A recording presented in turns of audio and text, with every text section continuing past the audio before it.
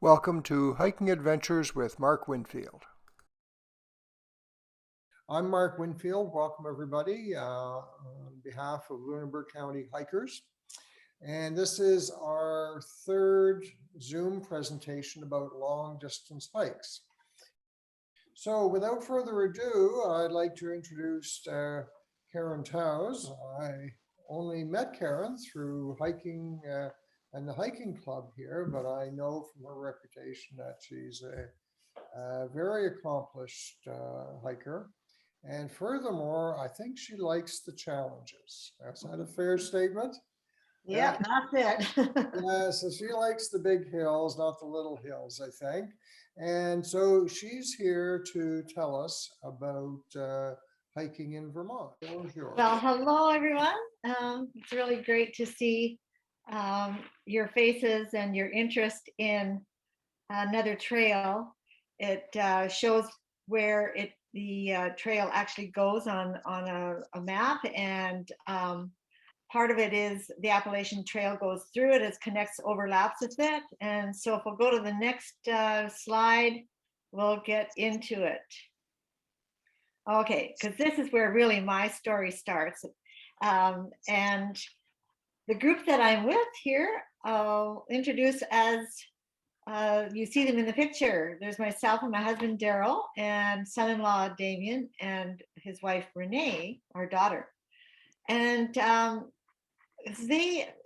to Damien and Renee, they were very instrumental in us actually starting long distance hiking, because yes, I'm hardcore, I guess, in really liking to push the edges and get the views.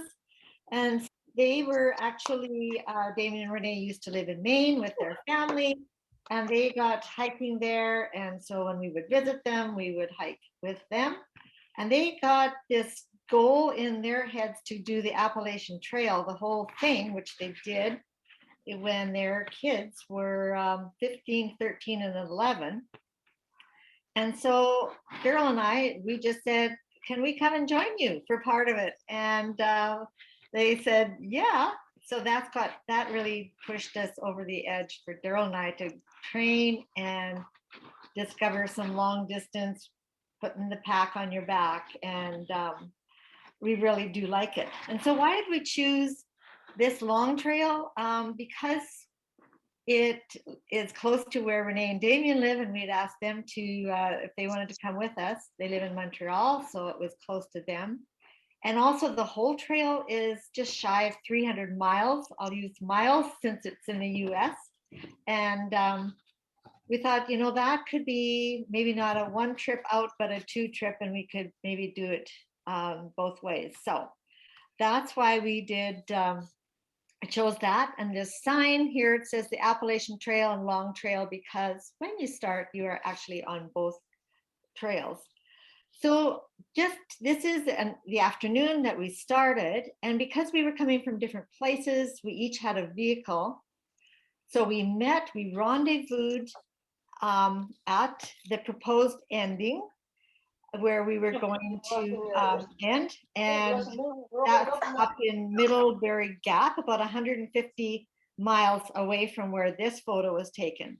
So we stealth camped, and that is, you just pitch a tent somewhere, and close to the parking lot is where it was for us, where we were going to start the trail. And then we drove one vehicle back to the start line, and had a car at both ends. So Green Mountain Club. Well, there's the Lunenburg County Hikers, and there's Hike Nova Scotia, and we know all of these groups all around the province and the country have groups that help maintain the trails. And this particular group, it is called the Green Mountain Club, and they take care and maintain the whole length of the trail, which is 272 miles of footpath, plus other leader trails that go into it. And so they have quite a history of being able to say that they really support people getting out in the mountains. And I think we really want to cheer them on with that. So when they call it the Green State, and you're going to see the Green Mountains, you'll see a lot of green here. Daryl coming through split rock. I don't know if they call them erratics there or not, but there wasn't really a great signage around this area. But looking down, you'll see Manchester off in the regions beyond, and that will be our first resupply place. This is Bromley Peak, and that there's also a ski hill resort close to here, and so I can see going down with some gravity would be really fun. But the views were really great. We had sun and some more rain, so we really cherished these days that we could have a view. So Vermont, maybe you've heard about the Vermont condition, and it's a kind of an endearing term, I guess, or it's whether you want to say that you've actually tested it out like I did and sat down in it to see how dear and how soft it is to land in. It is. It's mucky, especially in the spring, and then again in the fall if it get rain. But if it's really large puddles, they actually recommend hikers not to even hike on there to preserve the ecological condition of the whole trail. For us, we just had some really bad sections that we could just go around. And once your shoes are muddy, then you don't worry about it, right? It's that first time you step in it. And then here's our daughter Renee enjoying some fresh raspberries. When you're backpacking and you're carrying all your food, which is dried or lightweight, and fruit and fresh anything is not usually in there. So we were really happy to find a few raspberries. Interestingly enough, and not surprising, they even saw the back end of a bear loping off the trail not too far from here. So I guess it's the berry picking spot, but that's the only large animal that we saw. We saw a sign on one of our shelters to close a gate leading up to the shelter because porcupines want to chew their way through, but we didn't even see or hear any of that activity. So when we were thinking about the volunteers and the people who build the trail, and it's an ongoing process, as we know, because things deteriorate and then they restore. And I just couldn't get over the contrast between these two. The one on the left, that is a shelter that is built into the hill. However, it looks charming, but the rain gets in this particular one. So you get a free shower if you want or not, if it's raining. And then not that far from here, we saw this awesome, it was a ramp and off to a outhouse. And we were puzzled, we didn't see even how people with accessibility challenges could get there. So I'm thinking that maybe that was for future planning, and we thought that was really forward thinking. So you just take what there is, right? And there's always the bushes. Saying that, there's really no charge to go on this trail, and they do have caretakers in some sites that we only saw 2 or 3 of these actual caretakers around those areas where they said there may be a person sort of watching over and taking care of things. I think maybe we paid $10 for one site on the whole time. So it's a very cheap accommodation other than your own steam and what you carry with you. So there was splashes of other color beauty. I am not really good in identifying, but I think this is a turkey kind of a fungi. Anybody out there who knows those kind of things? The leaves, we were there in September, so we were too early to really get the fall foliage that Vermont and places like our Maritimes here, the provinces have such a showy beauty, but that's about a month later. We could choose sometimes. We could pitch a tent and be under the canopy of the trees, or there were quite a few shelters, these three-sided wooden affairs that you could get anywhere from 6 to 8 people in one of those, depending on how wet it was out and how much we were willing to cozy up, I guess, to the next individual sleeping next to us. But we had maybe half and half what we had chose if it was after hiking all day, and we just if we had a chance, sometimes we just would go inside and be in the shelters. So packing food for the trail, and that is always a challenge when you're preparing for multiple days. And I'm just we walked past one place where we saw some dried apples on the trees, and they're probably wormy, and but you get kind of desperate for anything that tastes like fresh fruit. But this is Renee's kind of a sample of what she had. Some cheese balls in there. Of course, coffee down on the left-hand bottom, those individual packets, which are really handy.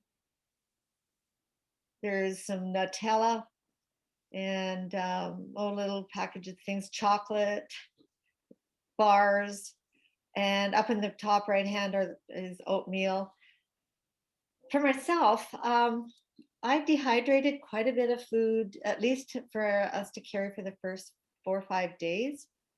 And weight is always the factor, because you're going to be carrying it on your back and you're going to be out for a few days. Oatmeal, dried oats, stuff to dress up and make a hot cereal in the morning. I wouldn't count on a fire, because especially by the time you get back into camp, and then you got to start looking around for firewood. If you're lucky, you might find some, and to light the fire. So we have a little tiny stoves that the gear shops have all kinds of sizes for whatever size of little metal dish you're going to be cooking it on. There are little sachet things, packages with fish in that you can get, beef jerky.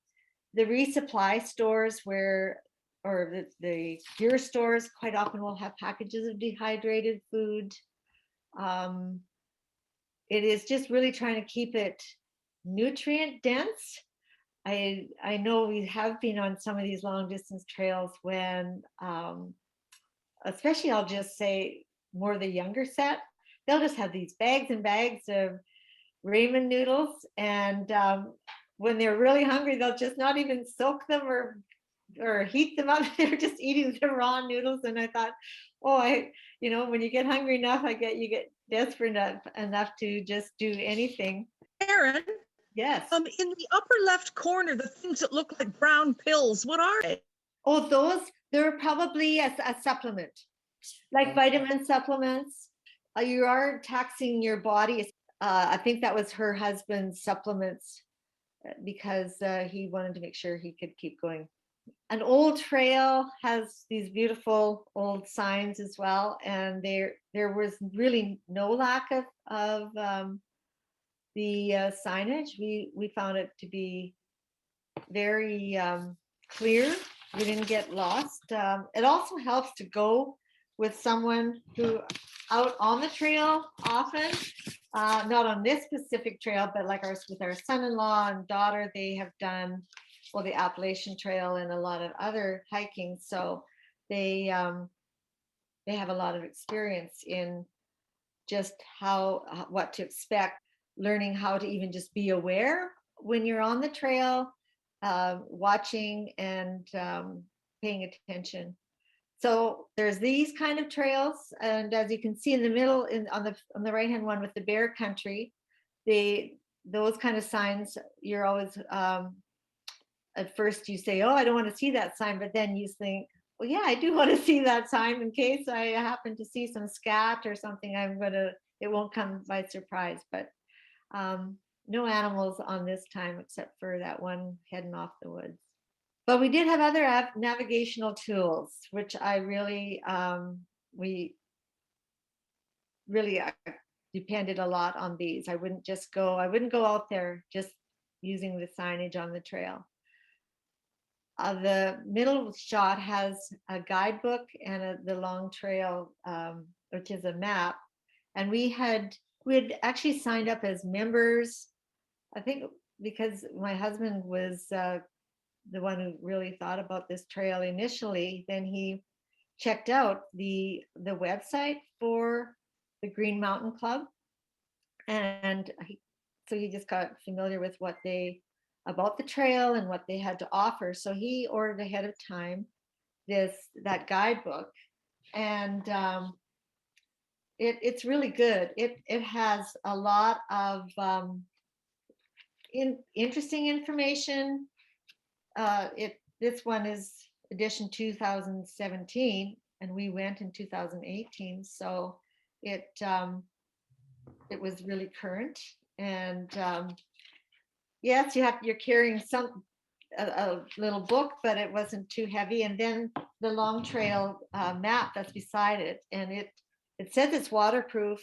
When we got it, we thought, like, really? And actually we had quite a bit of rain, and I was just looking at it again today, and it's as good as can be. So that worked really well. Because both my daughter and I like something that I can open up and look at it and say, oh, here to here. I'd like to see the bigger picture of where you're headed and where you've been. And so I'd quite often open that and check out, which was helpful. And then on the my right hand there, is called the Guthook app. And Guthook is the name of the app, and I don't remember his real name, but that is his trail name for the Appalachian Trail and for all the other long distance trails that he has done several of them. And he created this app, which I have found, I used it, and our son-in-law used it, and it really shows, it was very helpful.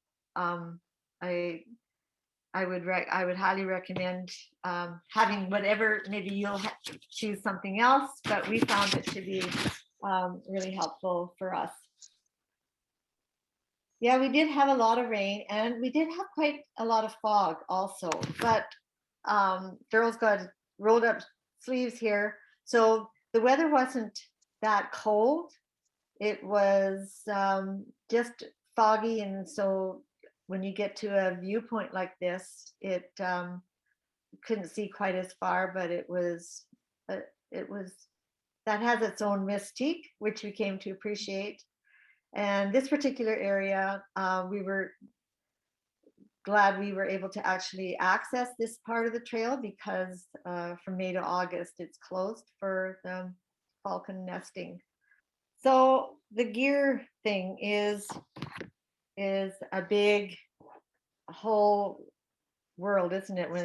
Especially when you are carrying everything that you are going to need on your back. And to be honest, that's one of the things that I really like about going backpack hiking for multiple days at a time. It's a yin and a yang, I guess, because I'm thinking, okay, everything that I have on my back, that's going to be what I need. I just have to make do with it, because we didn't walk through towns, and unless you find some other hiker who's got an extra of something or whatever. So you do have to be prepared for some things that may break down. And just not worry about what you've left behind, because you can't change that. And that I think is one of the mental mindset things about doing long hikes, where uh, you plan and prepare the best that you can, and then you just have to go for it. So this little story here, I don't know if you had a chance to read it, but Damien, he must have had it before he went on the Appalachian Trail, and the just was has served him so very well. And then I remember a couple nights into he said, "Oh man, I got a slow leak going." So when you blow it up and you put it on water, that is, I've never really. He's helped me on mine when I was on the trail with them. I needed to fix my mat that had a leak.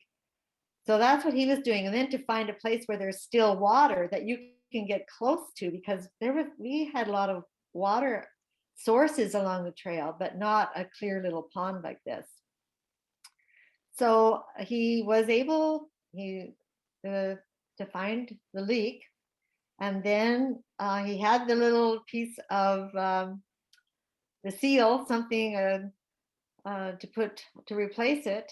But so he thought, well, I guess I'm good to go. And then one night he and Renee are sitting on his mat there, and they were getting ready to crawl into their tent, and he could feel and hear it. And he thought, oh, dang, here we go. So that's just one of the things about things will break down, and we just have to be resilient in thinking, well, we'll just figure this out and figure it out using what we have in our backpack.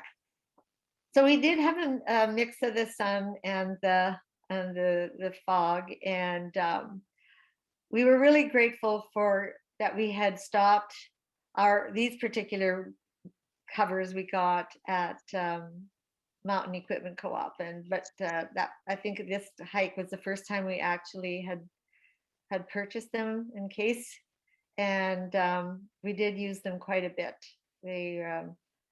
Wet gear is not good at all.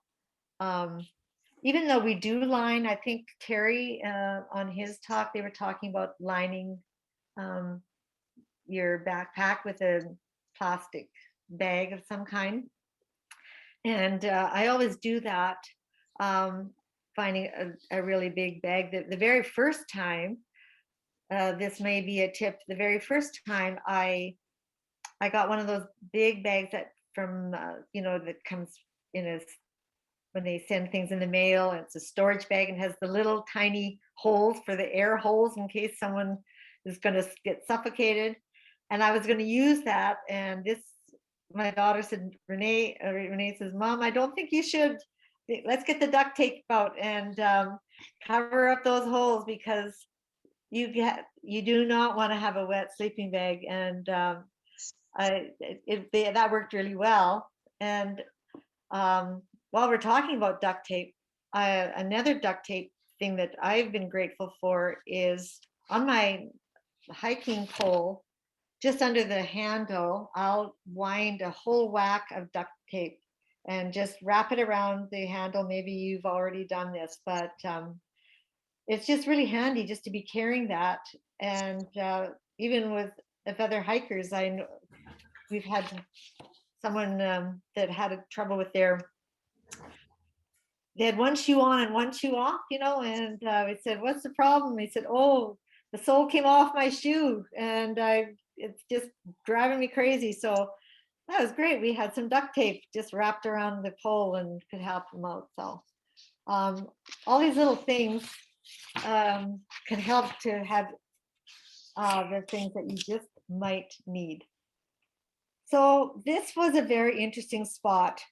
When I looked in the guidebook, it just said white rocks, and well, we could see that, and any other research also, it didn't really give us any more. We we made up our own stories and definitions. We called it a cathedral of rocks, and it looked like it could be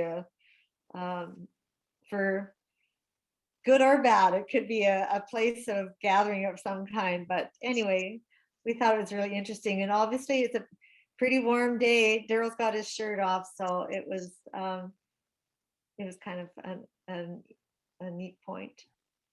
So yes, September mountain hikes, you do have shorter days as far as daylight, and you look for firewood that if it still is light enough. By that time in the season, if there is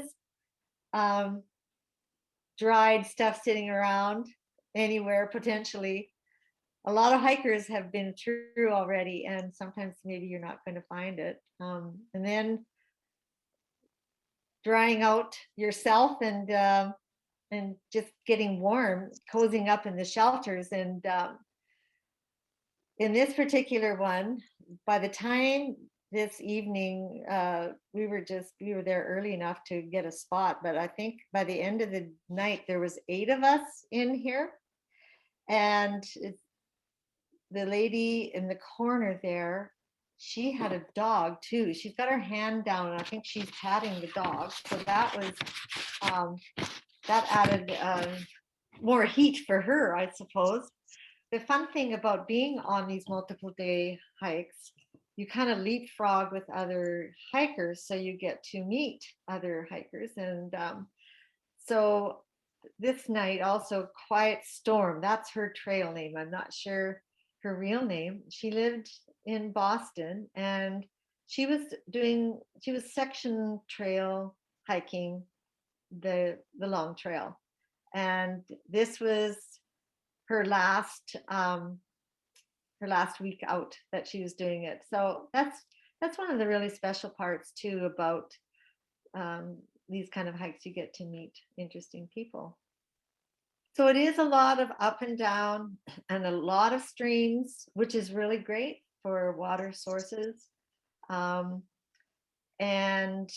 there were some bridges, enough. There was one swing bridge that was like really sturdy. It was over quite a ways. And then a lot of places we just went across this way.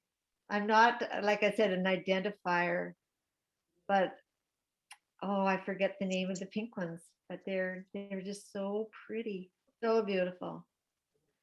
And then these are too small to call creatures, but these are the little wiggly squigglies that we saw on Daryl's shirt. Oh, he's such a pretty caterpillar. And then the green one. And then on the right, it's called a red eft, EFT. And why it's named red, that's a mystery, just like the white rocks, I guess. And they were quite prolific on the trail, and had to really pay attention so we didn't step on them because they were very teeny. So yes, there was lots of streams that we could get for our water source to filter later. And but there were also some places where volunteers had, at strategic spots along on the closer to where maybe a road would go by, they would just leave them there for people to pick up.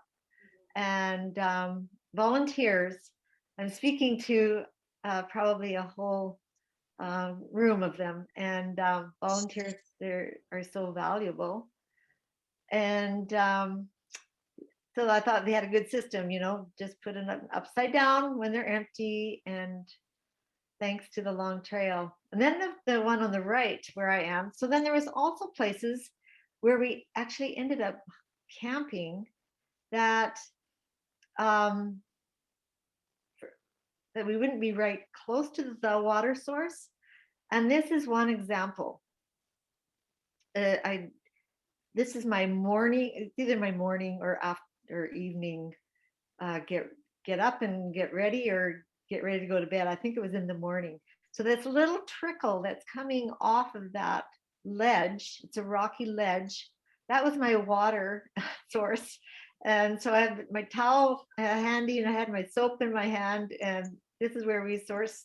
So it's just making the best and doing with what's available. And I mean, you're in the woods, right? And so it's a good place to be happy.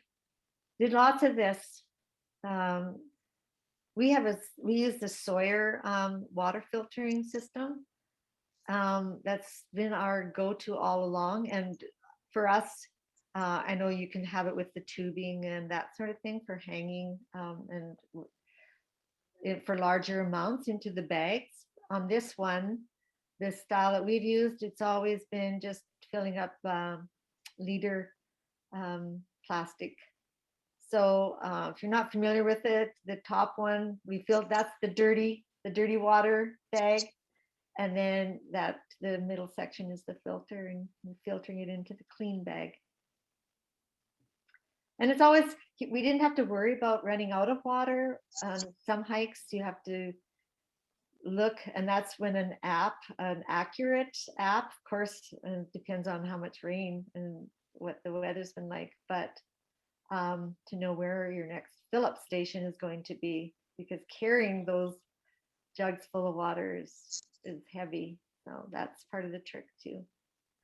So getting back to the Vermont, here's my mates in crime there, looking across here. And on the left-hand side, there's a heart with 45 in it. And that, when we were hiking as couples, sometime in the afternoon, by then we sort of, the guys would go ahead and Renee and I would come behind, especially the last section into the camp.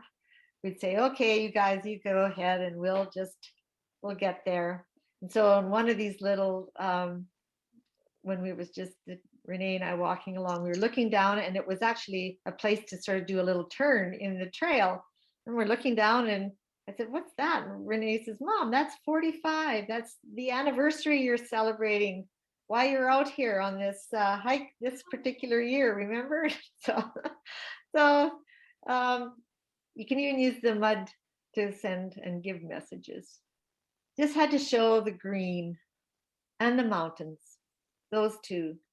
It is, yeah, it's just more and more of it. And it was beautiful. There was just a couple sections where there would be roads like this.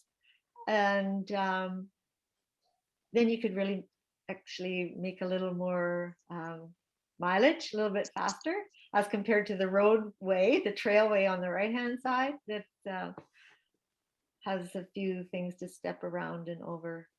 It's all really good. Yeah, kudos to the club for their diligent work. So Cooper Lodge, Killington Peak. This Killington Peak was the mountain we climbed to get up to here. And when they say Cooper Lodge, this was the lodge. So it had seen its better days for sure. The lady on the left standing next to Daryl, she and her dog, I think, was with her, and she stayed in there. And Daryl and I, we took that bunk right behind her, the one where that pad is laying on the gray pad. And Renee and Damien, they opted to pitch a tent outside. You can see on to the right, it looks really bright, and there's a window frame there. It didn't have any glass in it, but through that window, we saw this beautiful sunset. So it did have that to offer, this lodge.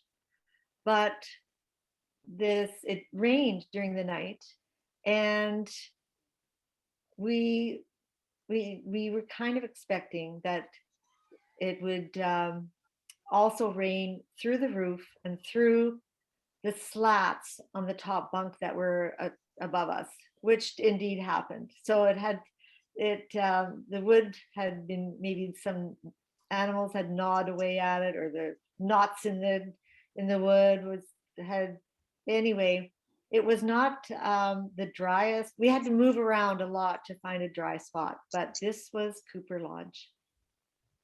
Here's the outside of Cooper Lodge. Now, doesn't it look nice? It really looks quite charming, I have to say. But it was drier where Damien and Renee slept on the platform outside. This was our second. So the first resupply was in Manchester, and the next one was in Rutland.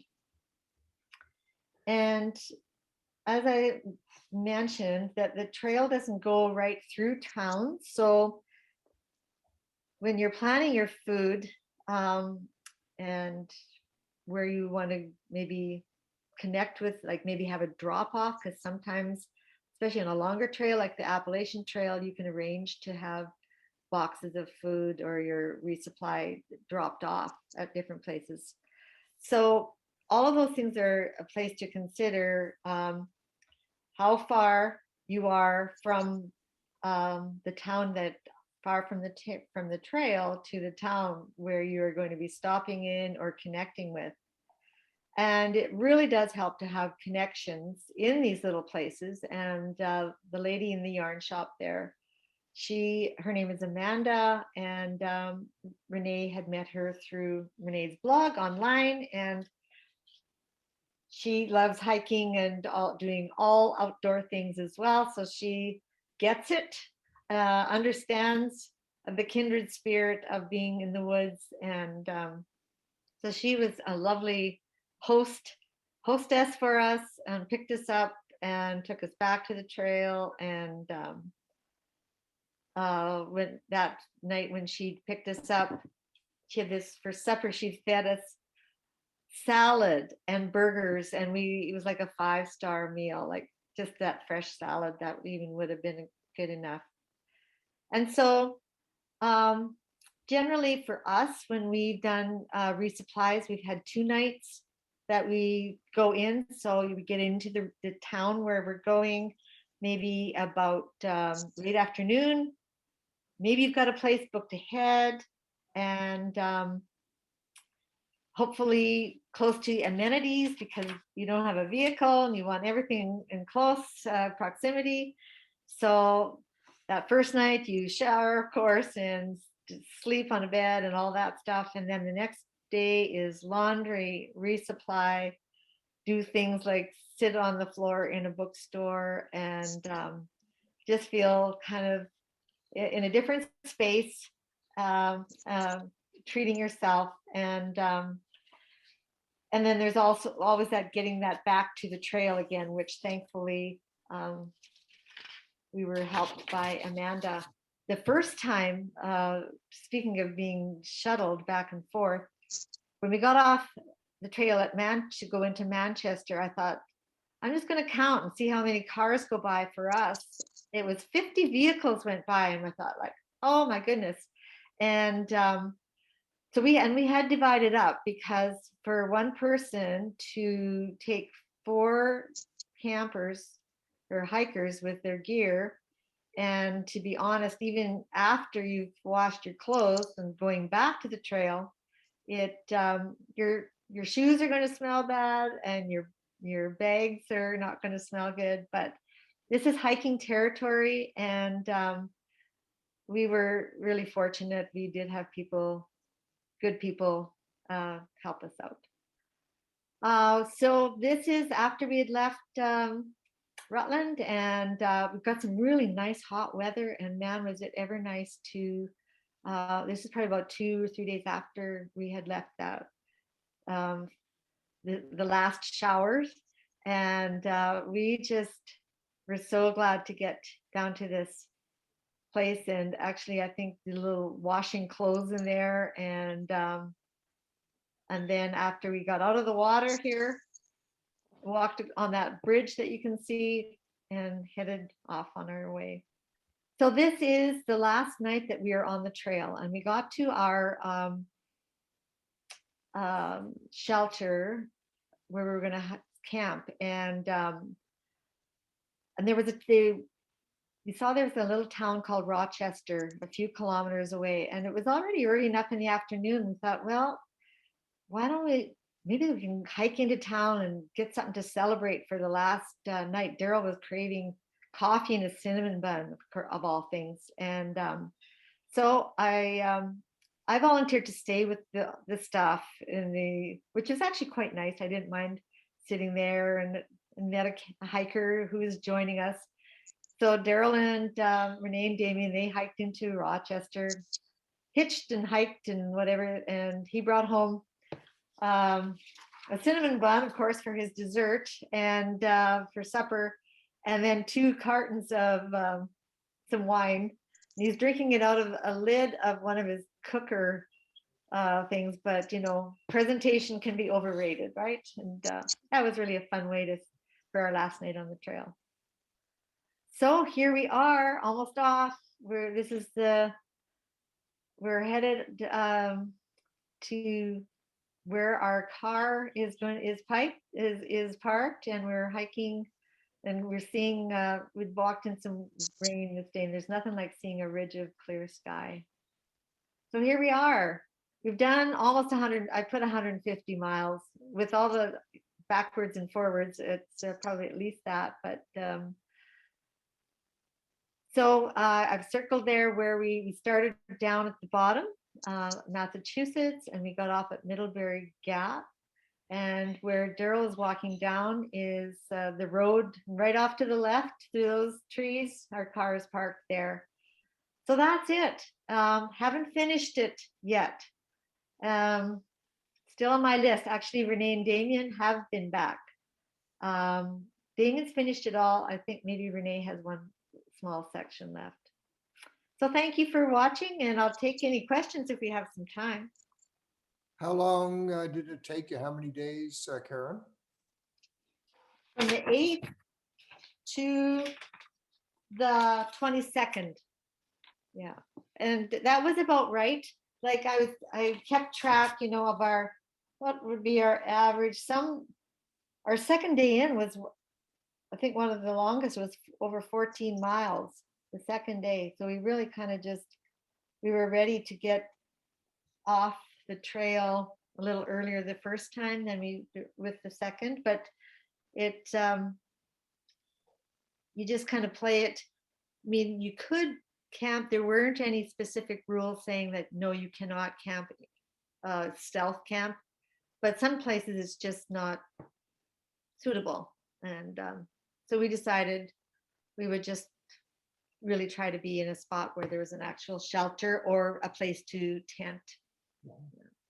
What would you leave behind before going, and what would you love to have halfway through the trip? That is a good question. Thinking of clothing wise, I think it was right. I think we felt pretty prepared with the right things. I always take a little bit too much food. Yeah. Overall, I just don't want to go hungry. Yeah. No. So that would be the thing. Yeah. I take I'm really I just trying to fine tune that. And I probably maybe 1 or 2 shirts too much also. Yeah. It's always a little bit of a guessing game, because there's the weather, there's those kind of things that you can't control. But I think that's the challenge of it too. I love the challenge of the hike, but it's always those unknowns, because in that also you can get injured, or I ended up, you saw I had a knee thing on, so I picked up one of those along the way, and it's tiring. There's no way getting around it. And listening to your body, and when you have an issue, stop. Then if you feel like there's a blister going on, or there's something in your shoe, which I have to put a plug in for the gaiters that I have had on there. They kept out a lot of odds and sods of pokey things, excuse me, like little pebbles or prickles. And then another thing also that helps with the energy sustaining enough, along with eating enough and regularly, is taking regular breaks. And initially, the first couple days, we would say, okay, every hour, we're going to take 10 minutes. And then we would do that. And then after that, after we kind of got our hiking legs, we pushed that up to 2 hours. And we didn't really have a set eating time where during the day, like now we will sit and have lunch, because we had these regular stops. We would, if maybe that, we would stop a bit longer than for that, but we kept kind of a rhythm of not hiking all morning and then having lunch and that sort of thing. And how would I compare it to the AT?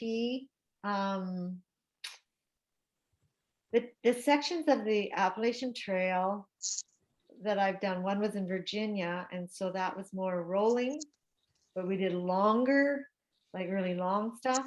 And then I did in the White Mountains. So that was, and then with Janice and Cindy and Nancy, I did some of that again in the mountains. I would say it's about the same. It's hard work. It's beautiful. The weather will be the weather. I say your feet must get awfully tired. Yes. And that's why I highly recommend having another pair of shoes. Like I just have a carabiner and attach my, I had used my Crocs, or some people, sometimes I've taken my flip-flops, but they're kind of a pain to get, especially that time of year, because then I want to wear socks at night, right? I want to get my feet into some socks. And so having something like Crocs, I highly recommend that, even on a shorter length, like doesn't have to be mountain. It's just really good for your feet to. Actually, I caught the Hike Nova Scotia webinar that they had, was it a couple weeks ago, and it was really interesting. They were talking about those same kind of things and getting your feet. They are taking a beating, right? Yeah. they are all day long. Yeah. Oh, and keeping your feet dry, that was highly stressed also on that. Now that when you're walking all day in the rain and you only have one pair of shoes, well, we all know, we've been there probably. That's a real challenge. And there's no point in putting a dry pair of socks on when your shoes are wet. So that is, if I have space, I've put a newspaper in my backpack, but of course it's got to stay in a dry spot. And then at night, stuff them with the newspapers, because sometimes that can help absorb the moisture. Pardon? What sort of socks do you recommend? I wear wool all the time. And actually that was also one of the subjects on that webinar. And there's all kinds of, you can get heavier ones or lighter ones. But for me, summer and winter, I wear a wool sock because they do breathe more, and that's what I recommend. Someone asked, do you have to train? Oh, yes, I would train definitely, especially for a long, but even before you do any, like a shorter multiple day, you need to train, but it's not it's not impossible if you want to do it and start gradually with a pack, carrying some weight, adding a little bit. I remember when I was training, actually, when we were going to do the AT along with our family, I would put rocks in my backpack and walk along the Lahave River. You know, had this odd shaped backpack, but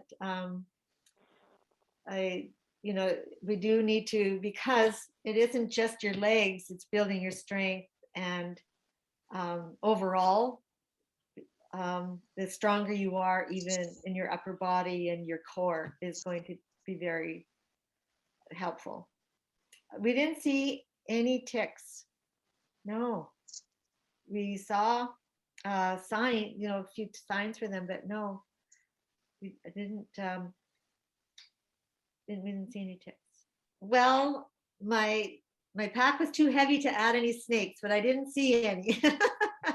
But apparently in the summer, perhaps that you may, although reading in the guide, snakes is not a real issue. Apparently you may see the odd one. There may be an odd rattler, was it? But it was not a real big item to be concerned about. And my pack was, when I would start out at the beginning of a section, you know, after I had carrying full food amount for the next few days, it would be just under the 30 pound. It really, you want to be able to be physically strong enough to do that. You don't want to injure yourself for the rest of your living, as much as we enjoy hiking. On behalf of the club, thanks again to Karen for a great presentation. Another adventure.